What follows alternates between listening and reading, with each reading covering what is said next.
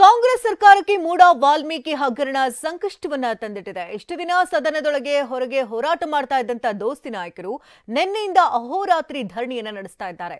ತಡರಾತ್ರಿವರೆಗೂ ಭಜನೆ ಮಾಡಿದಂತ ಶಾಸಕರು ಸರ್ಕಾರದ ವಿರುದ್ಧ ವಾಗ್ದಾಳಿ ನಡೆಸಿದರು. ಸರ್ಕಾರದ ವಿರುದ್ಧ ಬಿಜೆಪಿ ಜೆಡಿಎಸ್ ಅಹೋರಾತ್ರಿ ಧರಣಿ. ಸಿಎಂ ಸಿದ್ದರಾಮಯ್ಯ ವಿರುದ್ಧ ಘೋಷಣೆ, ವಿಪಕ್ಷದಿಂದ ಭಜನೆ. ವಿಧಾನಸಭೆ ಹಾಗೂ ವಿಧಾನ ಪರಿಷತ್ನಲ್ಲಿ ಕಳೆದ ಒಂದು ವಾರದಿಂದ ಹಗರಣಗಳದ್ದೇ ಸದ್ದು. ಮುಡಾ ಸೈಟು ಹಂಚಿಕೆ, ವಾಲ್ಮೀಕಿ ನಿಗಮದಲ್ಲಾಗಿರುವ ಬಹುಕೋಟಿ ಹಗರಣದ ವಿರುದ್ಧ ದೋಸ್ತಿಗಳ ಹೋರಾಟ ತೀವ್ರಗೊಂಡಿದೆ.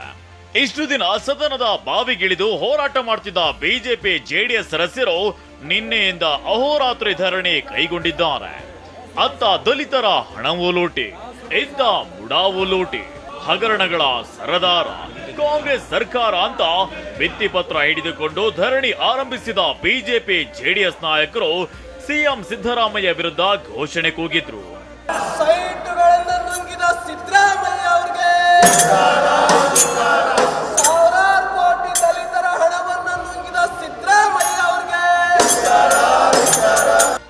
ಇನ್ನು ಧರಣಿ ಮುಂದುವರಿಸಿದ ಬಿಜೆಪಿ ಜೆಡಿಎಸ್ ಸದಸ್ಯರು ಭಜನೆ, ಹಾಡಿನ ಮೂಲಕ ಕಾಂಗ್ರೆಸ್ ಸರ್ಕಾರದ ವಿರುದ್ಧ ವಿಭಿನ್ನ ಪ್ರತಿಭಟನೆ ನಡೆಸಿದ್ರು. ಕಂಜೀರ ತಾಳ ಬಡಿಯುತ್ತಾ ಭಜನೆ ಜೊತೆಗೆ ಸಿನಿಮಾದ ಹಾಡುಗಳನ್ನ ಹಾಡಿದ್ದಾರೆ. ಬಿವೈ ವಿಜಯೇಂದ್ರ, ಪರಿಷತ್ ಸದಸ್ಯ ರವಿಕುಮಾರ್ ಸೇರಿದಂತೆ ಬಿಜೆಪಿ ಸದಸ್ಯರು ವಿಧಾನಸೌಧದ ಕಾರಿಡಾರ್ನಲ್ಲಿ ಭಜನೆ ಮಾಡುತ್ತಾ ಹೆಜ್ಜೆ ಹಾಕಿದ್ರು.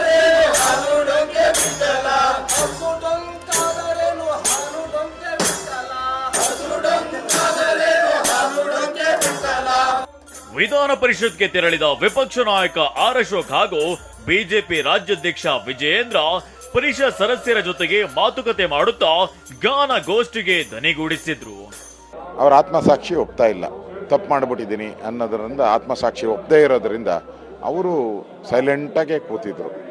ಅವ್ರು ನೋಡಿದ್ರೆ ಗೊತ್ತಾಗ್ತೈತೆ ಪಾಪ ಇದರಲ್ಲಿ ಸಿಕ್ಕಾಕೊಂಡ್ಬಿಟ್ಟಿದ್ದೀನಿ, ಹೊರಬರೋದು ಹೆಂಗೆ ಅಂತ ಯೋಚನೆ ಮಾಡ್ತಾ ಇದ್ದಾರೆ. ಅವರು ಇಡೀ ಕಾಂಗ್ರೆಸ್ಸಿನ ಅವ್ರ ನಾಯಕರು ಯಾರೂ ಅವ್ರ ಜೊತೆ ಬೆಂಬಲಕ್ಕೆ ನಿಲ್ಲೇ ಇಲ್ಲ. ನೋಡ್ತಾ ಇದ್ದೀನಿ, ಯಾರೂ ನಿಲ್ಲೇ ಇಲ್ಲ.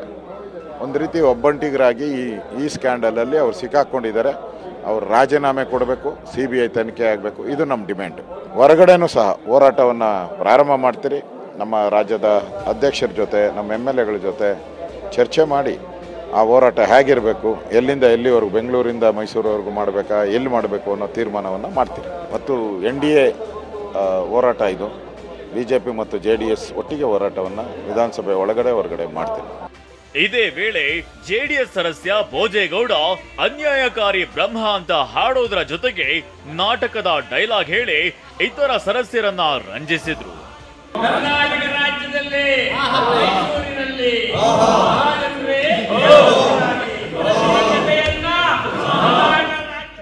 ಇದೇ ವೇಳೆ ಸಂಸದೀಯ ವ್ಯವಹಾರಗಳ ಸಚಿವ HK ಪಾಟೀಲ್ ಭೇಟಿ ನೀಡಿ ವಿಪಕ್ಷ ಶಾಸಕರ ಯೋಗಕ್ಷೇಮವನ್ನ ವಿಚಾರಿಸಿದ್ರು.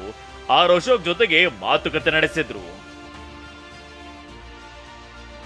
ವಿಪಕ್ಷ ಸದಸ್ಯರ ಅಹೋರಾತ್ರಿ ಧರಣಿ ಬಗ್ಗೆ ಪ್ರತಿಕ್ರಿಯೆ ನೀಡಿದ ಸ್ಪೀಕರ್ UT ಖಾದರ್, ಇವತ್ತು ಪ್ರತಿಪಕ್ಷದ ಮಿತ್ರರ ಜೊತೆ ಚರ್ಚೆ ಮಾಡಿದ್ವಿ. ಅವರಿಗೆ ಬೇಕಾದ ಸವಲತ್ತಿಗೆ ಅವಕಾಶವನ್ನ ನೀಡಿದ್ದೇವೆ. ಮುಡಾ ಹಗರಣದ ಬಗ್ಗೆ ಚರ್ಚೆಗೆ ಅವಕಾಶ ಕೊಟ್ರೆ ಕೆಟ್ಟ ಸಂಪ್ರದಾಯ ಆರಂಭವಾಗುತ್ತೆ ಅಂತ ಹೇಳಿದ್ದಾರೆ.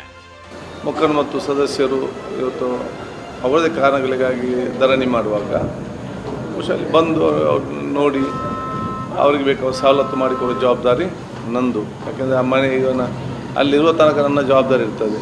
ಅದಕ್ಕೆ ಬಂದು ಅವ್ರ ಜೊತೆ ಮಾತಾಡಿಕೊಂಡು ಬಂದೆ. ಎಲ್ಲ ಖುಷಿಯಿಂದ ಇದ್ದಾರೆ, ಬಯಸ್ತೇನೆ. ಚರ್ಚೆಗೆ ಅವಕಾಶವನ್ನೇ ಮಾಡಿಕೊಡ್ತಾ ಇಲ್ಲ. ನಾನು ಸದನದಲ್ಲಿ ಒಂದು ಕೆಟ್ಟ ಸಂಪ್ರದಾಯ ಮಾಡಲಿಕ್ಕೆ ತಯಾರಿಲ್ಲ. ಅಹೋರಾತ್ರಿ ಧರಣಿಯಲ್ಲಿ ಭಾಗಿಯಾದ ವಿಪಕ್ಷ ಸದಸ್ಯರಿಗೆ ಊಟದ ವ್ಯವಸ್ಥೆಯನ್ನ ಮಾಡಲಾಗಿತ್ತು. ಊಟದ ಬಳಿಕ ಶಾಸಕರೆಲ್ಲ ಆಯಕಟ್ಟಿನ ಜಾಗ ನೋಡಿಕೊಂಡು ಬೆಡ್ ಹಾಸಿ ನಿದ್ದೆಗೆ ಜಾರಿದ್ರು.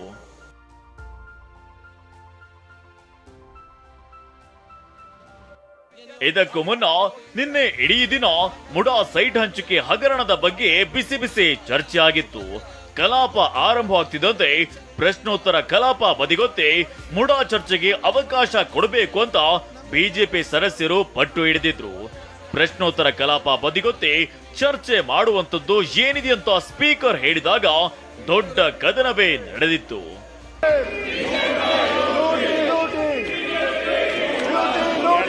ನಿನ್ನೆ ಗದ್ದಲದ ಮಧ್ಯೆ 6 ವಿಧೇಯಕಗಳ ಮಂಡನೆ ಮಾಡಲಾಯಿತು.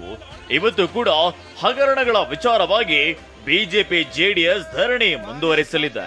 ಈ ನಡುವೆ ಗ್ರೇಟರ್ ಬೆಂಗಳೂರು ವಿಧೇಯಕ ಮಂಡಿಸಿ ಅನುಮೋದನೆ ಪಡೆಯಲು ಸರ್ಕಾರ ಪ್ಲಾನ್ ಮಾಡಿದೆ ಎನ್ನಲಾಗ್ತಿದೆ. ಈರಣ್ಣ ಬಸವ, ಕಿರಣ್ ಹನ್ಯಡ್ಕ ಜೊತೆ ಸುನೀಲ್, TV9 ಬೆಂಗಳೂರು.